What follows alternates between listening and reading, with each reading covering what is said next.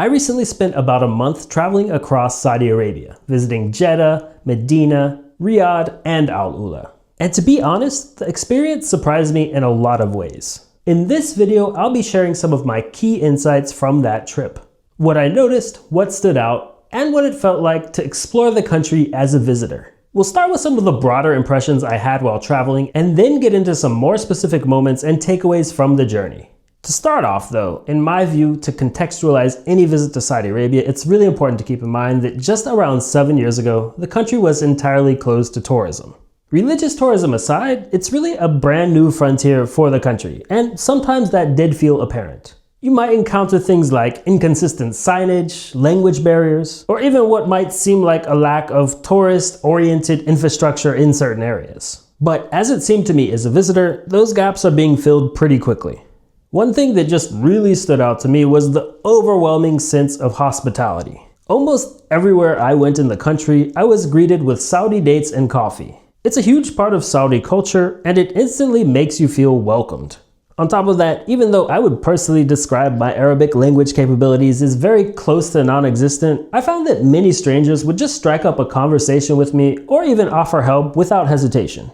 Now, at least from my own experience, if you were to go solely on what you hear in the Western media about Saudi Arabia, you wouldn't have a full idea of what it's actually like to visit. Yes, on the one hand, things that get reported in the Western media are real and 100% worth knowing about. But there's also another side to the country that's modernizing fast and is genuinely welcoming to visitors. During my visit, I met artists, entrepreneurs, and students who are excited to show a different face of Saudi Arabia to the world. Now, one specific topic that is definitely worth talking about a little bit is the food in Saudi Arabia. Basically, eating in Saudi is a mixed bag. There were some really great options for what to eat in the country, especially in bigger cities like Jeddah. But I did find that depending on where I was, selection could be pretty limited. At times, I also had to be a bit cautious about food hygiene. To cut it short, because I will talk a little bit more about food when we talk about the specific places in Saudi that I visited, it's not so uncommon to find restaurants and other types of food establishments that don't have such clear sanitation standards. I mean, I would point out that I'm a pretty adventurous eater, so basically it was just a matter of being a little bit extra aware of where and what I was eating. But we'll get more into food later in this video, so don't worry and make sure to stay tuned for that. Another area that I found to be of big importance when planning a trip in Saudi Arabia just had to do with transportation to, from, and within the country. First off, aviation is pretty well developed in the country. I flew into Jeddah and out of Riyadh. Both have major airports. And I also took one domestic flight with Saudia from AlUla over to Riyadh, which was really quite excellent. But a huge thing to keep in mind with entering the country is that the cost of a tourist visa is not cheap at all. It's really important to factor that in when budgeting. My wife and I each had to pay somewhere around $105 for our visas plus the mandatory insurance. Since my trip to Saudi though, back at the beginning of the year, the government actually started to introduce a few other visa types, including a transit visa, which is completely free. So basically, pretty much any development with tourism is ongoing in Saudi Arabia. Like I was saying, there's only about 7 years of history there. And it's not that the visa process was complicated or anything like that at all. You can get visas online, but I chose to just do it on arrival at the airport in Jeddah, and it was a matter of spending something like 10 minutes standing at a computer, entering in my passport information and stuff like that, and then just paying for the visa and the mandatory insurance with a credit card. So maybe sometime in the future there will be more free or cheaper visa options, who knows? But for the time being, even compared to a lot of the neighboring countries, the visa can seem kind of pricey. And then back to travel within the country, I experienced that domestic flight that I talked about, and that seemed like a great way to travel. But the rail network is really something to watch out for too. Right now they're operating the absolute fastest train available in the Middle East in Saudi Arabia, between the cities of Medina and Mecca via the larger city of Jeddah. I got the chance to try it out from Jeddah over to Medina, and well, I've got another video that you should watch after this one if you're interested, but I would definitely say it was a nice experience. All that said, I really liked flying, I really liked taking the train in Saudi Arabia, but the reality is that cars are king there. Even in places that often looked very walkable on the map, it was often easier and safer to just take a car. I found that a lot of people would often even drive for distances that just looked like a short walk. Honestly, to me, the car culture in Saudi Arabia felt pretty similar to what you find over in the US where I'm originally from. Additionally, for the parts of my trip when I didn't have a car in Saudi Arabia, I found that both taxis and apps such as Careem were pretty affordable and a pretty reliable way to get around, at least in cities. But yeah, pretty much every single local that I got to know had a car, and driving seemed to really be the dominant way of getting around. Gas is extremely cheap, and the roads, at least where I traveled, were in great condition. All that said, driving as a visitor can feel a little bit dangerous, especially in traffic. From what people told me, things have improved drastically with driving in Saudi Arabia since some government crackdowns on reckless driving over the past few years. But still, basically all the time, I saw people either on their phone or texting, aggressively changing lanes without using a signal or anything like that, and other kind of unpredictable, chaotic things that caused me to be a very alert driver when I had a car in Saudi Arabia. I mean, I personally had a few close calls and would caution anybody considering driving themselves in Saudi Arabia to be extremely alert. Other than that, finding a place to stay, at least in cities, is pretty straightforward. I stayed at a mix of hotels, apartment hotels, and Airbnbs. But in terms of price, it's just not really what you would call, it's not a cheap country. It's relatively expensive to visit Saudi Arabia. Pretty much anywhere in the country, you need to budget over $100 per night. I mean, I used a few different travel hacks to stay slightly cheaper while there. Like in Riyadh, I stayed at a points-only hotel and got 5 nights for the price of 4. But since I luckily had enough Marriott points in my account for that whole stay, I didn't have to pay any money for it at all. And then in Jeddah, I stayed a little bit longer at an apartment hotel, and I was able to just kind of chat with the staff and agree on a slightly lower rate for having a longer stay. I guess basically it depends a little bit on what your standards are. I wanted something at least decent, if not nice. But I guess that's kind of like the average expectation with traveling to Saudi Arabia, at least from the travelers I met. And after nearly a month, the average nightly price almost panned out to be, if not including the hotel I stayed at in Riyadh on points, somewhere around $100 a night. And one last, more general consideration that I think is pretty important for anybody traveling from a country where they're used to having like a free and open internet is that in Saudi Arabia, that's not the way it is. Let's just put it this way. If you're planning to use the internet freely while traveling, I always recommend having a VPN. There are lots of different apps, websites, and general online services that are blocked or restricted in different places around the world. While traveling, I personally use Surfshark VPN, and until now, it's served me perfectly. Now, to be 100% transparent, I do have Surfshark as a sponsor of some of my other videos. But this particular video is not sponsored by them in any way, and honestly, I just use their service so often, and it's such a great deal that I thought I'd point it out. But now that we've covered some of the general insight that I got while traveling in Saudi Arabia, let's get a little more specific and first talk about the time that I spent in the city of Jeddah. After the capital city of Riyadh, Jeddah is the country's second largest city. And while it does have that big city vibe, everything is also pretty spaced out. So being my first stop in the country, it turned out to be the perfect place to kind of ease into things. Most would consider Jeddah to be the most liberal city in the entire country, and it's also quite multicultural. On top of that, it is the biggest city along the Red Sea, and it's got a long history of being an important port. When I compare it to the other parts of Saudi Arabia that I visited, overall it definitely felt more laid back and probably a little bit more open-minded. But I've heard that in summers, Jeddah can get just burning hot and it's quite humid. I mean, the climate along the Red Sea is really nice, but I was lucky enough to visit in the middle of winter. Then the weather was still warm. I mean, the temperatures were kind of comparable to like summer in Northern Europe or something, so mid-20s Celsius. But even then, one of the first things that pretty much everybody I met would tell me about was just how brutal the long, super hot and humid summers are. So I guess watch out for them. About 6 months before my trip to Saudi Arabia, I visited the United Arab Emirates in the middle of summer. And along the coast, between the humidity and like 45 degrees Celsius temperatures, you pretty much ended up wanting to stay indoors in the air conditioning as much as possible. So I can only imagine Jeddah's kind of similar to that. Now, when it comes to talking about food in Saudi Arabia, Jeddah, at least in my opinion, had by far the best food scene. First off, Jeddah is home to Al, which is a very iconic Saudi Arabian fast food chain.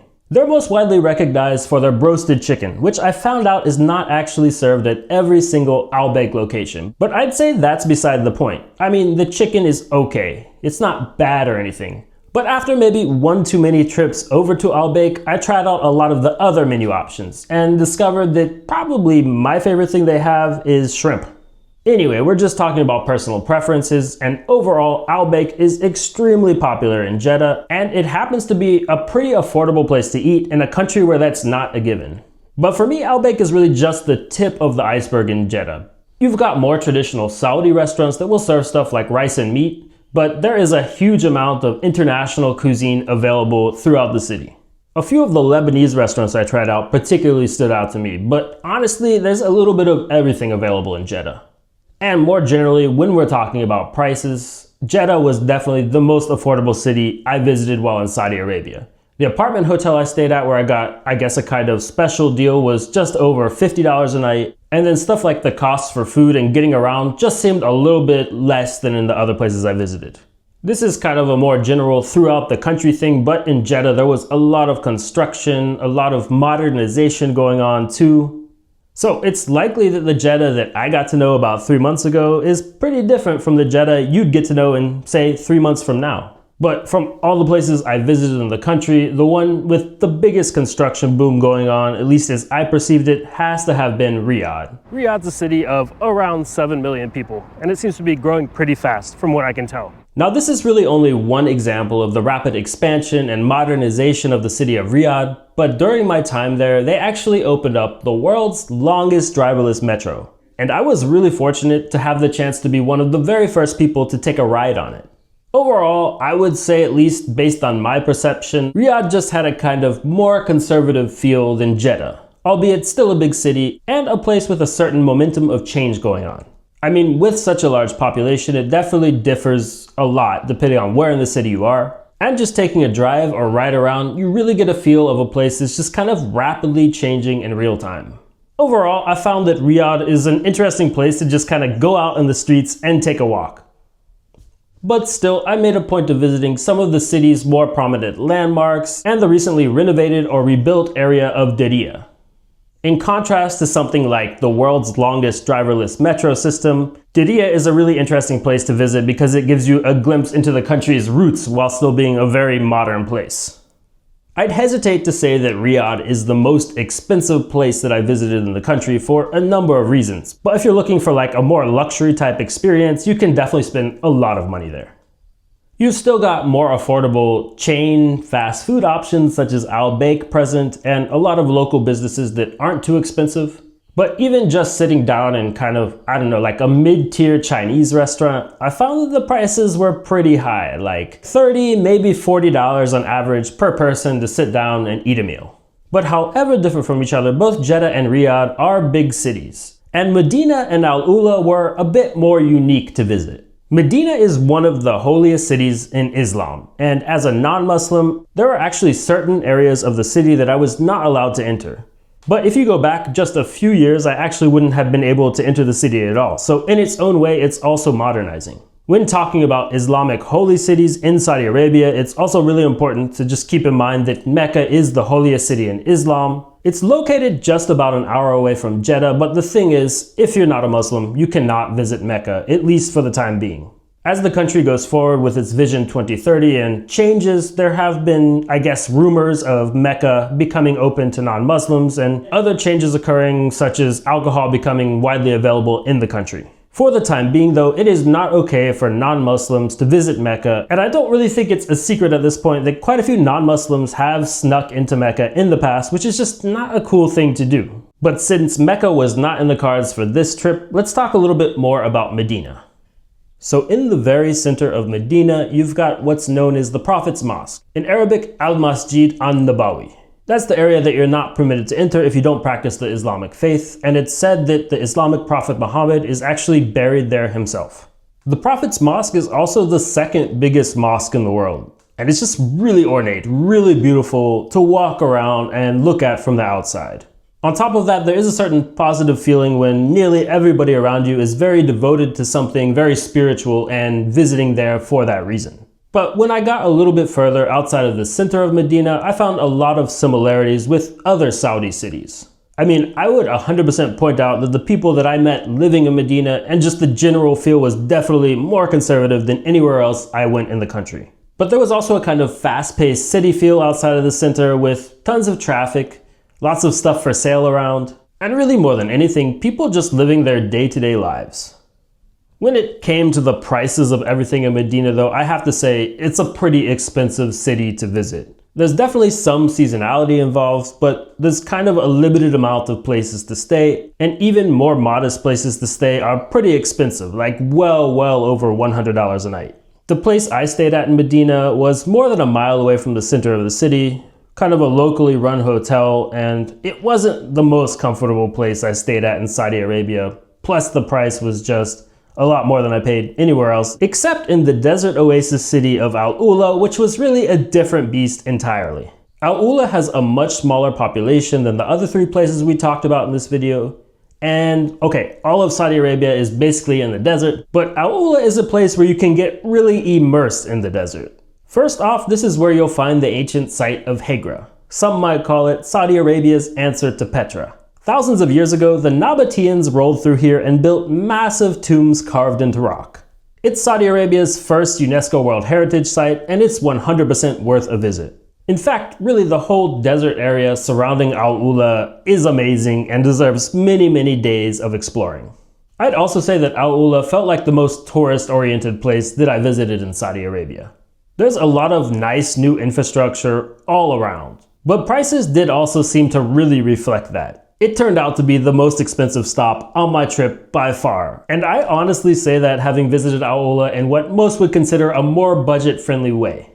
A decent, comfortable place to stay is going to cost you a lot more than $100 unless you get really lucky and find a great deal. And it seems like, as they're developing tourism out there, a big aim is to really get people to have different luxury experiences.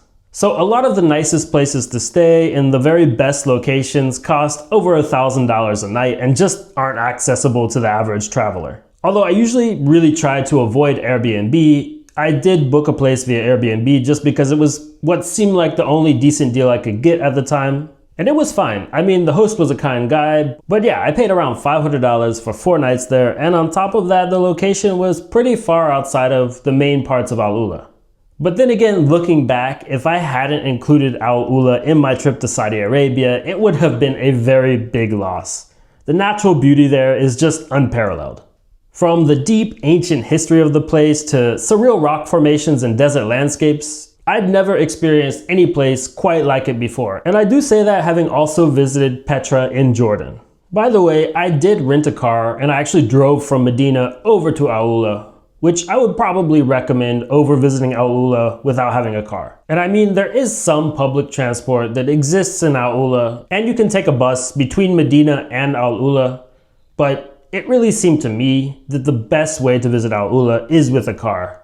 That way you can really get out there in the desert and not be stuck with infrequent public transport service or really expensive private transfers that you didn't budget for. Overall though, I just have to say that Saudi Arabia really surprised me both in expected and unexpected ways. It's not the easiest place in the world to visit, but it is definitely a fascinating one.